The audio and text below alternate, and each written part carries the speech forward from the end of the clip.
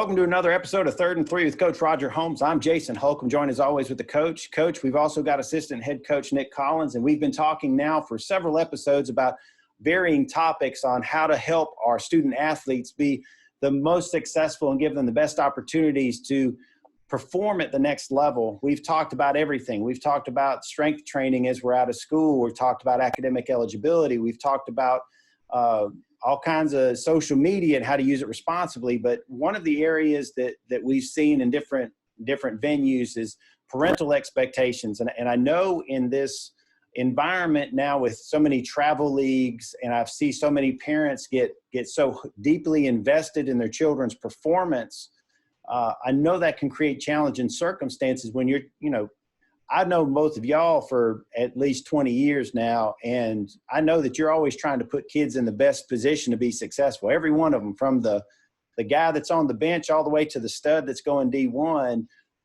But we still have parents out there who sometimes do not put their expectations at a reasonable place of what they should expect out of their child, what they should be expecting their coach, and their role in the team. So without further ado, I want to throw this to you guys. Let's talk about how parents can help their children make for a more productive experience at the high school level and prepare them for college.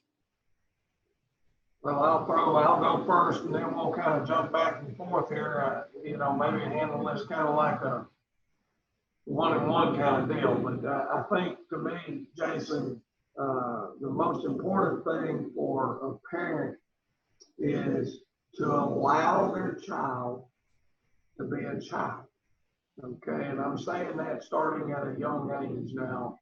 I think parents need to encourage their kids to be involved athletically from season to season to season. I think that's where this thing has probably gotten out of whack as much as anything.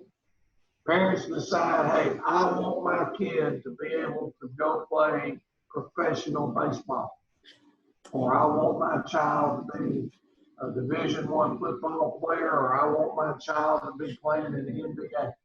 So what do is they take that kid, and that's all they want them to do, is emphasize that, to train year-round, to play year-round in a particular sport, before the kid it's even really been identified what his skills set is, what he's the most suited for, and I see it quite often, to be quite frank, when you're in our area, it's more about the AAU, okay? In some areas across the country, it's all about the travel baseball or travel softball. Right. At the end of the day, if you're a talented enough athlete, you're all going to have that sport that's your favorite.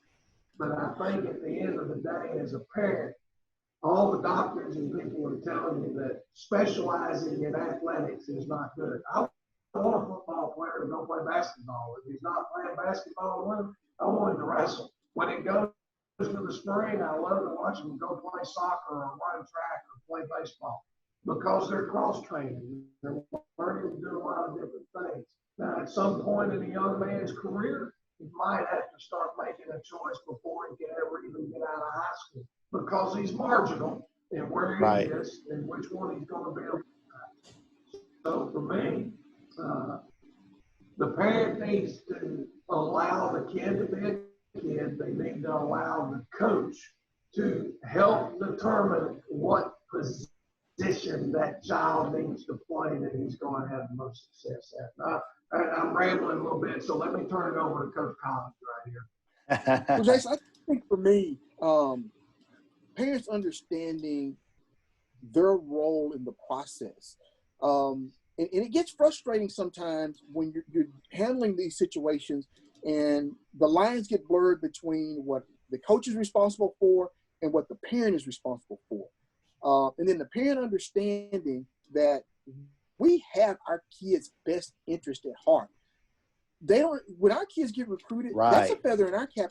And I'll give you an example. One of the oldest myths is the legend of the coach throwing away the scholarship letter. And I tell parents this all the time. If your kid is being recruited and mail is coming to the school, and you think I'm throwing it away.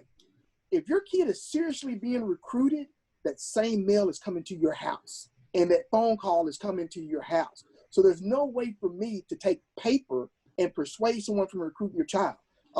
We do camps in the summer, and you'll be surprised at how many people think it's our responsibility to get the kids to and from camp. It's not our responsibility. You'll be surprised how they think it's our responsibility to pay for the camp.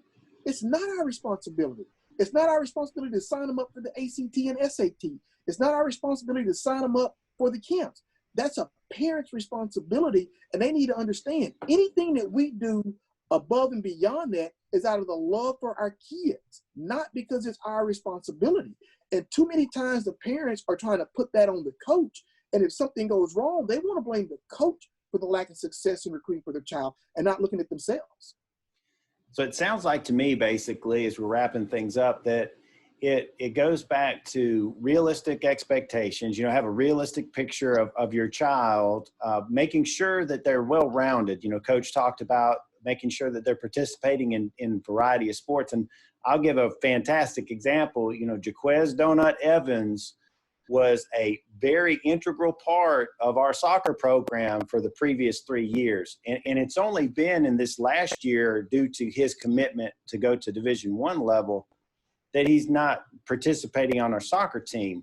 But he was an integral part, and he didn't just play knock 'em over soccer. You know, he played a variety of positions. You know, he was gigantic, and he could mow down people if he needed, but at the end of the day, we want our kids to be in position physically, mentally, socially, so that they can go do the things necessary to be the successful people we want them to be. Because at the end of the day, I'm sure both of you will agree, sports is such a small part of the totality of your life. You know, I played soccer at the high school level, and that's it. You know, I didn't get to play high school sports outside of soccer. And then I, played pickup basketball, which doesn't count. I didn't make Coach T's team. But the point is, this is a portion. This is not all of it. And I think the way you guys described it is you want the parents to keep that realism in place too, so that the kids aren't let down and say, well, if I'm not going to go to college to play ball, then I'm a failure. Or if I'm not going D1, I'm a failure. You know, you want them to be real. At the end of the day, you hit the nail on the head, Jason. The number of athletes that sign a Division I scholarship are few and far between. There are always people out there that are willing to make you promises that they don't have to keep, that they can't keep. You know, that's the thing that bothers me the most about what's going on, and the Kool-Aid that a lot of times our parents, it's not because they're letting people convince them that certain things are what's in the best interest of their child. When it's your child, you're going to do anything you can as a good parent to make sure that your child has the opportunity to be the most successful. And that's where there are people out there that are, you know, it used to be a big deal that people were paying companies and paying individuals money to help get their kid recruited. Mm-hmm. You don't need to pay anybody any money. They're coming to our school. There's plenty of people coming by our school to want to know who we have and who's eligible and who can play. That's going to happen. There's so much social media out there now that getting out the word of somebody who's a good player, if you think you've got to do that by taking them 5 or 4 weekends every month to go travel to play ball somewhere, you don't have to. But at the end of the day, there are a lot of people out there that are selling what's good for your child for their own personal financial gain reasons. And that's where you need to be really careful. Let your kid be the kid. If he wants to go play travel ball, go play travel ball. But it doesn't need to be that they're forced into, that's all I can do. That's all I have time for.